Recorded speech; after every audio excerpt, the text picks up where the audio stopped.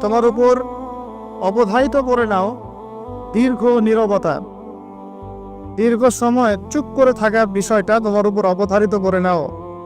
ফাইতাহু মাতবাদাতুল লিশ-শাইতান, কারণ এই কাজের মধ্য দিয়ে শয়তান বিতাড়িত হয়ে যায়। সুবহানাল্লাহ। ওয়া আউনুল লাকা আলা আমরি দীনিক, দীর্ঘ সময় চুপ থাকলে তোমার দিনের প্রতিটা কাজ করার ব্যাপারে আল্লাহ তোমাকে সাহায্য করবে, বা দীর্ঘ নীরবতার ব্যাপারটা দিনের প্রতিটা কাজ করার ক্ষেত্রে তোমাকে সহযোগিতা করবে। আমি বললাম, জিদনি ইয়া রাসূলুল্লাহ, ইয়া রাসূল সাল্লাল্লাহু আলাইহি ওয়াসাল্লাম, আমাকে আরো বাড়িয়ে দিন, আরো কিছু বলুন, আরো কিছু ওসিয়ত করুন। ক্বালা, তিনি বললেন, ইয়াকা ওয়া কাসরাতাদ দুআইক, সাবধান থাকবে, বেশি বেশি হাসবে না। ফাইন্দাহু ইউমিতুল কলিব, কারণ যারা অধিক পরিমাণে হাসাহাসি করে তাদের কলব মরে যায়, তাদের কলবের মৃত্যু ঘটে। ওয়ায়াযহাবু বিনূরি ওয়াজহি, এবং চেহারার মধ্যে নূর চলে যায়, চেহারায় কোনো জ্যোতি বা নূর থাকে না। কুলতু জিদনি ইয়া রাসূলুল্লাহ, ইয়া রাসূল সাল্লাল্লাহু আলাইহি ওয়াসাল্লাম, আমাকে আরো বাড়িয়ে দিন, আরো কিছু ওসিয়ত করুন। ক্বালা, এবার তিনি বললেন সাল্লাল্লাহু আলাইহি ওয়াসাল্লাম, কুলিল হাক্কা ওয়া ইন কানা মুররান, সর্বদা সত্য কথা বলবে, সত্যের উপর থাকবে যদিও এটা অন্যের কাছে তিক্ত হয়। সত্য কথা বলবে যদিও এটা তিক্ত শোনায়। কুলতু জিদনি ইয়া রাসূলুল্লাহ, তিনি বলছেন, আমি বললাম, হে আল্লাহর রাসূল, আরো বাড়িয়ে দিন আমাকে। ক্বালা, এবার নবীজি বললেন সাল্লাল্লাহু আলাইহি ওয়াসাল্লাম, লা তাখাফ ফিল্লাহি লাওমাতা লাইম, আল্লাহর পথে কাজ করার ব্যাপারে বা আল্লাহর পথে চলার ক্ষেত্রে, আল্লাহর দ্বীন পালনের ক্ষেত্রে নিন্দুকের নিন্দা পরোয়া করবে না। আল্লাহর ব্যাপারে নিন্দুকের নিন্দার সমালোচনার পরোয়া করবে না। কুলতু জিদনি ইয়া রাসূলুল্লাহ, তিনি বললেন, আমি বললাম যে আরো বাড়িয়ে দিন ইয়া রাসূল আমার জন্য। নবী করিম সাল্লাল্লাহু আলাইহি ওয়াসাল্লাম বললেন, কল লিয়াজুসকা আনিন নাস মা তা'লামু মিন নাফসিক, যখন মানুষের ব্যাপারে তোমার নেগেটিভ কোনো মন্তব্য করতে হয় বা কারো ব্যাপারে যদি নিন্দা করতে চাও, এরকম ইচ্ছা জাগে মনের মধ্যে, তাহলে আগে চিন্তা করবে যে এই দোষটা তোমার মধ্যে আছে কিনা। অর্থাৎ নিজের নফসের খেয়ালটা তুমি আগে বেশি নেবে অন্যের নিন্দা করার আগে। রাওয়াহুল বাইহাকি, হাদিসটা এসেছে বাইহাকি শরীফের মধ্যে ফি শুআবুল ঈমান, এবং মিশকাতুল মাসাদিকের মধ্যে এসেছে হাদিসটা 414 এবং 415 পৃষ্ঠায়। অত্যন্ত চমৎকার একটা হাদিস। আজকে আমরা ইনশাআল্লাহ মুআজ্জা ওয়া জান এই হাদিসের উপরে সামান্য কিছু কথা বলে আমাদের আলোচনা শেষ করব ইনশাআল্লাহ তাআলা।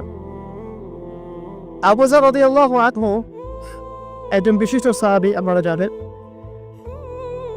যার ব্যাপারে নবী করিম সাল্লাল্লাহু আলাইহি ওয়াসাল্লাম বলেছিলেন, আবু যার, তুমি খুব নরম মানুষ, তাই কখনো দায়িত্ব চেয়ে নিও না, কারণ তোমার উপরে যদি 2 জন মানুষের দায়িত্ব দেয়া হয়, তোমাকে যেন ছুরিবিহীন জবাই করে দেয়া হবে। আবু যার রাদিয়াল্লাহু আনহু খুব আধ্যাত্মিক নরম মনের মানুষ ছিলেন। তিনি নবী সাল্লাল্লাহু আলাইহি ওয়াসাল্লামকে খাস করে বলছেন, এটা আমভাবে নয়, আমি যেমন আমভাবে সবার উদ্দেশ্যে কথাগুলো বলছি, এভাবে আমভাবে নবীজির এই কথাটা তাকে বলেন, বরং খাসভাবে বলেছেন, পার্সোনাল নসিহত, ইন্ডিভিজুয়ালি বলেছেন। তিনি বলছেন, হে আল্লাহর রাসূল, আমাকে কিছু নসিহত করো, কিছু ওসিয়ত করো। ওসিয়ত কি জিনিস? যেমন কেউ চলে যাওয়ার আগে ওসিয়ত করে, বাবা ইন্তেকাল করছে তার আগে ওসিয়ত করে, মাকে দেখিস, বোনদের খোঁজ খবর রাখিস, সন্তানদের ব্যাপারে খোঁজ খবর রাখিস, ইত্যাদি। ওসিয়ত করা মানে যে কথাগুলো আমরা অক্ষরে অক্ষরে পালন করতে চাই, প্রতিশ্রুতি ব্যক্ত করি, এরকম কথা কনভারসেশন। কিন্তু চিন্তা করেন, নবী করিম সাল্লাল্লাহু আলাইহি ওয়াসাল্লাম যদি আমাকে খাস করে কোনো জায়গায় ডেকে নিয়ে কথাটা বলতেন, কেমন হতো? মনে করেন নবী সাল্লাল্লাহু আলাইহি ওয়াসাল্লাম জীবিত আছেন বা আমরা তো সাক্ষাৎ পেয়েছি, আর আমরা কেউ একজন আমাদের মধ্যে গিয়ে বললেন, ইয়া রাসূলুল্লাহ, আমাকে কিছু নসিহত করেন। আমাকে খাস করে কিছু ওসিয়ত করেন, তখন এই ওসিয়তগুলো স্পেশাল হবে এবং আপনি আমি কখনোই চাইবো না জীবন চলে গেলেও এগুলোর কোনো একটা আমরা ছেড়ে দেই, তাই না? আবু রাদিয়াল্লাহু আনহু এই সুযোগটা নিয়েছেন। নবী সাল্লাল্লাহু আলাইহি ওয়াসাল্লাম বলছেন, প্রথম যে উসিকা বিতাকওয়াল্লাহ, আমি তোমাকে সর্বপ্রথম ওসিয়ত করছি তুমি আল্লাহকে ভয় করো। তাকওয়া কি জিনিস? নবীজি বলছেন ফাইন্নাহু আযয়ানু লিয়ামনিকা কুল্লি, এই তাকওয়াটাই সমস্ত কাজের সৌন্দর্য বর্ধন করবে তোমার জীবনে। তুমি যত কাজ করবে প্রত্যেকটা কাজ যদি আল্লাহকে ভয় করে করো, প্রত্যেকটা কাজ তোমার জীবনের সৌন্দর্য বর্ধন করবে ইনশাআল্লাহ তাআলা। খুব সংক্ষিপ্ত আকারে বলতে পারি, আল্লাহ রাব্বুল আলামিনের তাওহীদের সাথে কাউকে শরীক না করা, এক কথায় আল্লাহর সাথে শিরক না করার নাম তাকওয়া। ঠিক আছে? আল্লাহ এক, আল্লাহ অদ্বিতীয়, তিনি মহাবিশ্বের স্রষ্টা, আমাদের স্রষ্টা, সৃষ্টিকর্তা, মানবকর্তা, রিজিক দাতা, জীবন মৃত্যুর মালিক, বিধান দাতা। এই প্রত্যেকটা কনসেপ্ট আল্লাহর জন্য খাস করার নাম হচ্ছে তাওহীদ। আর এখানে যদি আমরা কাউকে সমকক্ষ দাঁড় করে তাহলে শিরক হয়ে যাবে। এই শিরকটা তিনভাবে হয়ে যায়। মানুষ চিন্তার ক্ষেত্রে শিরক করতে পারে। কেউ যদি মনে করে মহাবিশ্বের কোনো স্রষ্টা নাই তাহলে শিরক করবে। কেউ যদি মনে করে স্রষ্টা আরও একজন আছেন বা একাধিক আছে তাহলে শিরক করবে। কেউ যদি মনে করে যে আল্লাহ ছাড়া কেউ ইবাদত পাওয়ার যোগ্য, আল্লাহ ছাড়া অন্য কাউকে সেজদা করা যায়, নাউজুবিল্লাহ, আল্লাহ ছাড়া কেউ প্রয়োজন পূরণ করতে পারে, কেউ সন্তান দিতে পারে, কেউ কল্যাণ করতে পারে, কেউ অকল্যাণ করতে পারে ইত্যাদি, বা আল্লাহ ছাড়া কেউ বিধান দেওয়ার মালিক, এরকম কনসেপ্ট যার মনের মধ্যে আছে এটা হচ্ছে আকীদাগত শিরক বা চিন্তাগত শিরক। আমি কি বোঝাতে পারছি? 2 নাম্বার কাজের শিরক, যেমন কেউ যদি আল্লাহকে সিজদা না করে অন্য কাউকে সিজদা করে, কর্মগত শিরক করেছে। আল্লাহ পাকের হালালকে কেউ যদি হারাম করে নেয়, কর্মগত শিরক করেছে। আল্লাহ পাকের হারামকে কেউ হালাল করে নেয়, কর্মগত শিরক করেছে। আল্লাহর কাছে দোয়া না করে মৃত মানুষের কাছে দোয়া করে শিরক করেছে। এগুলো কাজ করতে গিয়ে শিরক করেছে। ইভেন আল্লাহর নামে কসম না করে অন্য কারোর নামে কসম করলেও শিরক হয়ে যায়। অনেক সময় আমরা হাতের মধ্যে রশি পড়ি, পাথর পড়ি, অনেক কিছুই পড়ি, আমাদের বিশ্বাস হয় এগুলো আমাদের উপকার করতে পারবে, অপকার করতে পারবে, তাহলে শিরক হয়ে না। সন্তান আল্লাহ দেয়, যদি আমরা মনে করি যে মাজারে গিয়ে দোয়া করলেই সন্তান পাওয়া যাবে, শিরক হয়ে যাবে। আর শিরক এমন একটা পাপ যে পাপটা আল্লাহর পাক তওবা ছাড়া মাফ করেন না। মৃত্যুর আগে যদি তওবা করে মানুষ, ইনশাআল্লাহ আল্লাহ পাক মাফ করে দিবেন। যদি তওবা না করে মারা যায়, সম্ভাবনা বেশি ওই ব্যক্তি জাহান্নামে যাবে, নাউজুবিল্লাহ। কারণ প্রত্যেক 1099 জন মানুষ জাহান্নামে যাবে যাদের আমল নামায় শিরকের পাপ থাকবে। আল্লাহ পাক সূরা নিসার মধ্যে বলেছেন, ইন্নাল্লাহা লা ইয়াগফিরু আন ইউশরাকা বিহি ওয়া ইয়াগফিরু মা দুনা যালিকা লিমান ইয়াশা। আল্লাহ পাক শিরকের গুনাহ ব্যতীত যে কোনো গুনাহ যাকে ইচ্ছা মাফ করতে পারেন। যে কোনো গুনাহ, আপনি জিনা করেছেন, সিজদা করেন, ফিরে আসেন, আল্লাহ মাফ করে দেবেন ইনশাআল্লাহ। আপনি সুদ খেয়েছেন দীর্ঘদিন, সুদ থেকে ফিরে আসেন, দীর্ঘদিন মায়ের সাথে জিনা করেছেন সুদের মতো দিয়ে, তওবা করে ফিরে আসেন, আল্লাহ এখনই মাফ করে দেবেন ইনশাআল্লাহ। আপনি খুন করেছেন মানুষকে, যদি আপনি চিন্তা করেন যে আমার অপরাধ হয়েছে এবং আপনি তওবা করে খালেস হয়ে ফিরে আসেন, আল্লাহ মাফ করে দেবেন ইনশাআল্লাহ। ব্যভিচার করেছে, বিবাহিত হওয়ার পরেও জিনা করেছে, এই ব্যক্তির কিন্তু পৃথিবীতে বাঁচার আসলে কোনো অধিকার নাই। তারপরেও যদি সে গোপনে তওবা করে ফিরে আসে রাতের অন্ধকারে, আল্লাহ চাইলে মাফ করে দেবেন ইনশাআল্লাহ। যে কোনো পাপ আল্লাহ পাক যাকে ইচ্ছা মাফ করতে পারেন, শিরক ছাড়া। শিরক যদি তওবা না করে মারা যায়, বেশিরভাগ সম্ভাবনা হচ্ছে সে জাহান্নামে যাবে। আরেকটা ডেঞ্জারাস বিষয় হচ্ছে, শিরক করে মারা গেলে কবরে মানরক্ষক উত্তর দিতে পারবে না। যারা মানরক্ষকে উত্তর দিতে পারবে, নিঃসন্দেহে তারা কখনো শিরক করে নাই, আল্লাহ পাকের তাওহীদের উপরে ছিল। আমরা শিরকের অনেক কিছু বুঝেছি, কি আধুনিক একটা শিরক বুঝি না, আধুনিক শিরক। এটা যেমন আল্লাহ পাক যা নাজিল করেছেন, এখানে যে বিধানগুলো আছে এগুলোকে যদি কেউ ডিনাই করে বা এগুলোকে পাশ ফিরিয়ে অন্য কোনো বিধানকে বেটার মনে করে, আল্লাহর বিধানে চাইতে বেটার মনে করে বা সমকক্ষ মনে করে, এটাও শিরক। এটাও শিরক। আল্লাহ পাক কিছু হালাল করেছেন, আমরা যদি মনে করি এটা হারাম, তাহলে শিরক, এটাও শিরক। সূরা তাওবার 31 নম্বর আয়াতটা পড়ে দেখবেন ইনশাআল্লাহ তাআলা। যাই হোক, তাকওয়ার প্রথম স্টেজ হচ্ছে আমাদেরকে শিরক করা যাবে না, তাওহীদে থাকতে হবে ইনশাআল্লাহ তাআলা। 2 নম্বর, আল্লাহ পাকের যত আদেশ আছে এগুলোকে মেনে চলার নাম তাকওয়া। ফর এক্সাম্পল সালাত, সন, সাদাকা, হজ, উমরা, যাকাত, সত্য কথা বলা, পিতামাতার খেদমত ইত্যাদি যতগুলো আদেশ কোরআন এবং সুন্নাহর মধ্যে আছে এগুলোকে মেনে চলা তাকওয়ার পরিচয়। 3 নাম্বার, আল্লাহ পাকের যত নিষেধ আছে এই সমস্ত নিষেধগুলোকে বর্জন করার নাম তাকওয়া। শুধু আদেশ মানলাম, নিষেধ বর্জন করলাম না, এটা আসলে প্রকৃত তাকওয়ার পরিচয় নয়। আজকে আমরা মাশাআল্লাহ সবাই সালাত করেছি, কালকে সকালে যদি আমরা সুদি লেনদেন করি আমার মধ্যে তাকওয়া আসলে নাই। আমি ধর্মীয় জীবনে পাক্কা মুসল্লি হলেও অর্থনৈতিক জীবনে পাক্কা সূক্ষ্ম থেকে গেছে। এই অবস্থা যদি তওবা না করে মারা যায়, মায়ের সাথে জেনার অপরাধ দিয়ে কে আমাদের মাঠে উঠবে ইনশাআল্লাহ। এটা আমার কথা না, নবী সাল্লাল্লাহু আলাইহি ওয়াসাল্লাম বলেছেন, সহিহ বুখারীর হাদিস, যে কোনো আলেমকে জিজ্ঞাসা করবেন, যে কোনো মাদ্রাসায় যাবেন, যে কোনো প্রকাশনী বুখারী শরীফ কিনেন না কেন, হাদিসটা পাবেন, যে ব্যক্তি 1 দিরহাম সুদ খেলো সে যেন 36 বার জেনা করলো। আপনি যদি জানেন যে আপনার ক্লোজ কোনো ফ্রেন্ড বা আত্মীয় বা হুয়েভার ইজ সে জেনা করে বেড়ায় বা মেয়েদের সাথে একাধিক মেয়ের সাথে তার সম্পর্ক আছে, ইলিগাল রিলেশনশিপ, আপনি নিশ্চয়ই তার থেকে সম্মানের দৃষ্টিতে তাকাবেন। রাখিনুজ্জামান এমন একটা চোখ যেখানে সুদ থেকে বাঁচা সো ভেরি ডিফিকাল্ট। এখানে হাজারে খুব কম মানুষই সুদ থেকে বাঁচতে পারবে। যারা বেঁচে থাকবে তাদের গায়েও সুদের ছিটাফোনা এসে লাগবেই লাগবে। আর এই যুগের কথাই নবী সাল্লাল্লাহু আলাইহি ওয়াসাল্লাম হয়তো বা বলেছিলেন, আল্লাহু আ'লাম, আল্লাহ ভালো জানেন, যে এমন একটা যুগ আসবে যে যুগে ম্যাক্সিমামই সুদখোর হবে। যে ব্যক্তি সুদের ছিটাফোঁটা মানে সুদের পাপ থেকে বেঁচে থাকতে চাইবে, ওর গায়েও গিয়ে সুদের ছিটাফোঁটা গিয়ে লাগবে। এটা সেই যুগ না? আপনি বুঝতে পারছেন না হয়তো, এটা সেই যুগ। আপনি মনে করছেন দাড়ি, টুপি, পাগড়ি, জুব্বা মাশাআল্লাহ সব লাগাই দিছি, হ্যাঁ, বাইরে একটা সাইনবোর্ড আছে, আমি মৌলবী, আল্লামা, আমি একজন দায়ী বক্তা, কিন্তু সুদের যে ওই ছিটাফোঁটা এটা আপনার কাছে আমার কাছেও আছে। হয়তো আপনি বুঝতে পারছেন না। কখন বুঝবেন? যখন ইসলামিক অর্থনীতির বইগুলো পড়তে পারবেন। আর শুধু ইসলামিক অর্থনীতির বই যথেষ্ট না, এর পাশাপাশি আমাদের দরকার এই প্রচলিত যে IMF, ইন্টারন্যাশনাল মনিটারি সিস্টেম, এর নীতিগুলো জানা। তখন কি আপনি বুঝবেন ওয়ার্ল্ড ব্যাংক কি জিনিস, IMF কি জিনিস, ঠিক আছে? তখন বুঝবেন যে পেট্রো ডলার কি জিনিস, তখন বুঝবেন যে হার্ড কারেন্সি, সফট কারেন্সি কি জিনিস। এখন বুঝবেন না। আর যেহেতু বুঝবেন না, অতএব আমি এগুলো বলেও লাভ নাই। যেহেতু আপনি বুঝবেন না, আমি যদি এখন এসব নিয়ে কথা বলি আপনার কাছে মনে হবে এসব কি উল্টা পাল্টা কথা কইতাছে। ঠিক আছে? তো যাই হোক, আগে আল্লাহর ওয়াস্তে ইসলামিক ইকোনমিক্স পড়েন এবং ইন্টারন্যাশনাল মনিটারি সিস্টেম সম্পর্কে পড়েন। প্রত্যেক স্টেটের প্রধান যারা আছেন তারা জানেন যে ওয়ার্ল্ড ব্যাংক কি জিনিস, তারা জানে IMF কি জিনিস। ঋণের এমনি এমনি কোনো কান্ট্রিকে তারা ঋণ দিবে না, একটা বিশাল বড় সুদের জালে ওদেরকে ফেলবে, তারপর জনগণের রক্ত চুষে সুদ শোধ করতে হবে।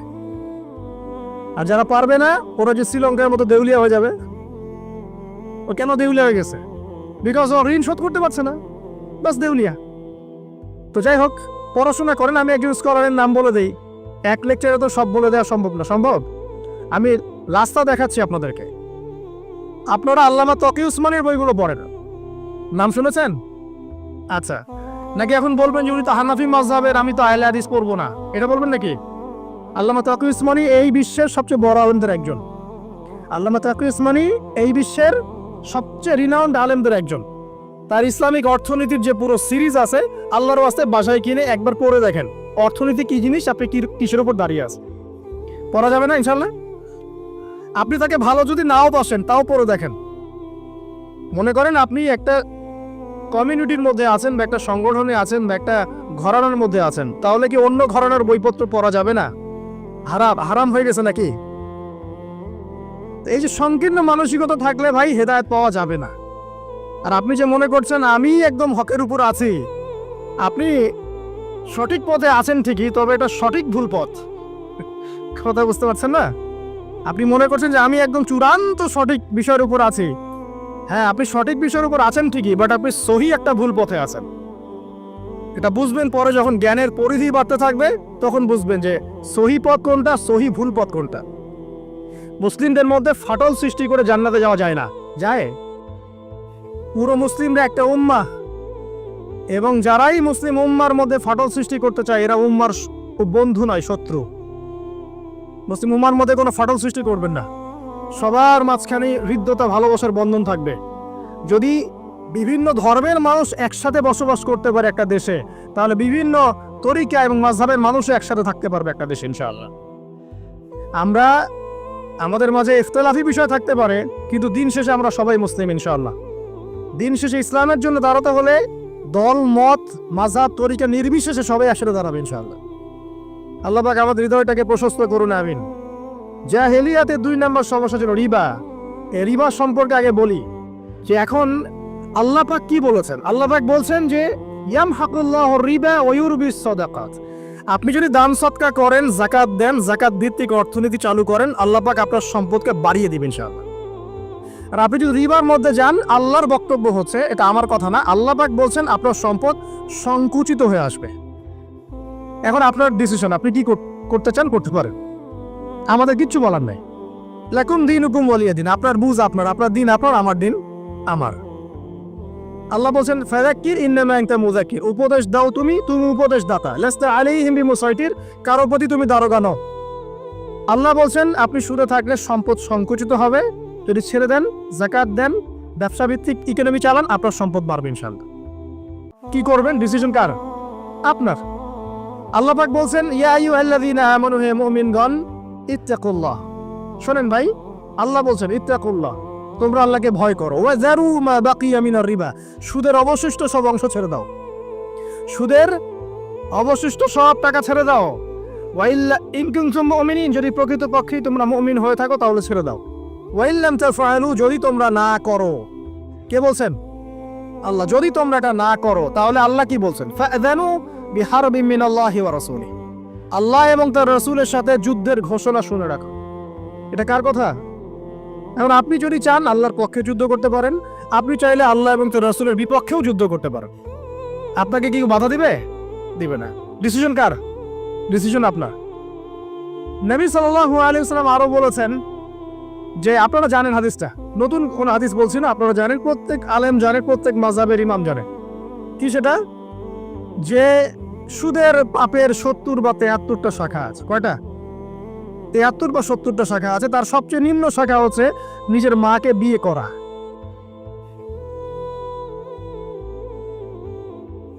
দেখলেন আমাদের অন্তরে কি কথাটা আঘাত করলো?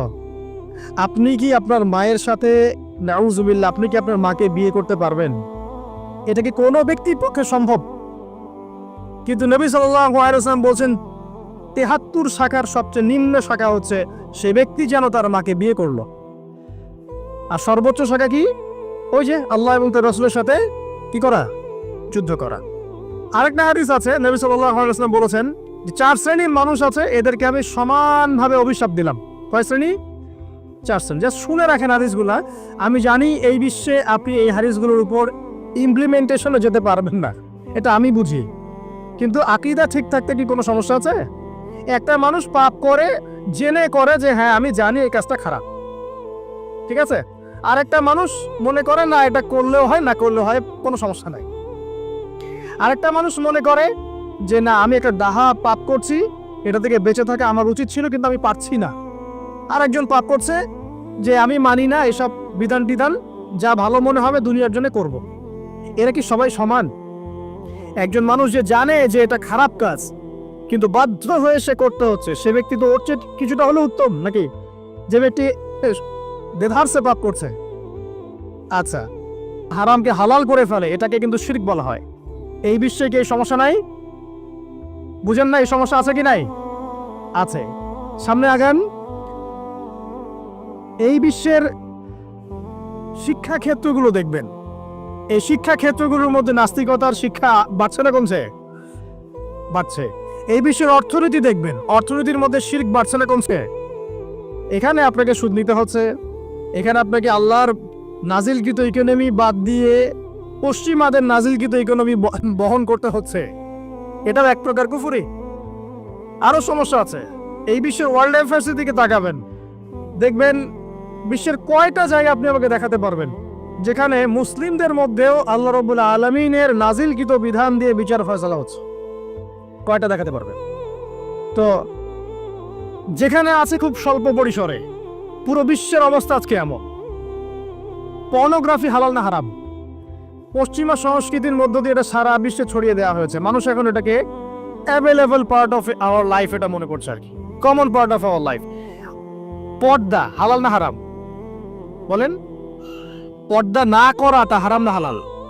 আচ্ছা, এখন দেখেন, মিডিয়া বলেন, প্রিন্ট মিডিয়া বলেন, ইলেকট্রনিক মিডিয়া বলেন, বিভিন্ন প্রযুক্তিগত উন্নয়নের মধ্য দিয়ে নগ্নতাকে প্রমোট করা হচ্ছে কি হচ্ছে না? বলেন, হচ্ছে কি হচ্ছে না? এখন কি কাপড় খোলার দিকে মানুষ বেশি আগ্রহী না পরার দিকে? দেখবেন ইসলামের বুঝ যাদের মধ্যে নাই, এরা কাপড় খুলতে চাচ্ছে এখন। আর আমি আপনাদেরকে বলি, আগের লেকচারগুলোতে বলেছি, এই পুরো মহাবিশ্বে আমাদের বাবা আর মা আদম এবং হাওয়া আলাইহিস সালাম, তাদের গা থেকে পোশাকটা খুলে ফেলেছিল কে জানেন?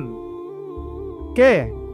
ইবলিস। যখনই তারা গাছের কাছে গেলেন, তখন কি হলো? ফালাম্মা যাকা শাজারা বাদাত লাহুমা সাওয়াতিহিমা। যখনই তারা গাছের কাছে গেলেন, তাদের কাপড় খুলে পড়ে গেল। তাহলে পুরো মহাবিশ্বে আমাদের পিতামাতাকে নগ্ন করে দিয়েছে কে? ইবলিস, শয়তান। তাহলে এখন পৃথিবীতে যারা মুসলিমদেরকে বা অমুসলিমদেরকে, পুরো মানবতাকে যারা নগ্ন করতে চাচ্ছে, এরা কার এজেন্ট? এরা কার এজেন্টটা বাস্তবায়ন করছে? এটা কি বুঝতে বাকি থাকে? আমি কথাগুলো বানিয়ে বলি নাই। সূরা আরাফ পড়েন, দেখবেন সব লেখা আছে। আসেন, এক কথায় বলতে চাচ্ছি, ওই সময়কার যে শিরকটা শুধুমাত্র মক্কায় সীমাবদ্ধ ছিল, এখনকার শিরকটা গ্লোবালাইজেশন হয়েছে আর কি। পুরো দেশে দেশে দেশে শিরক ছড়িয়ে পড়েছে।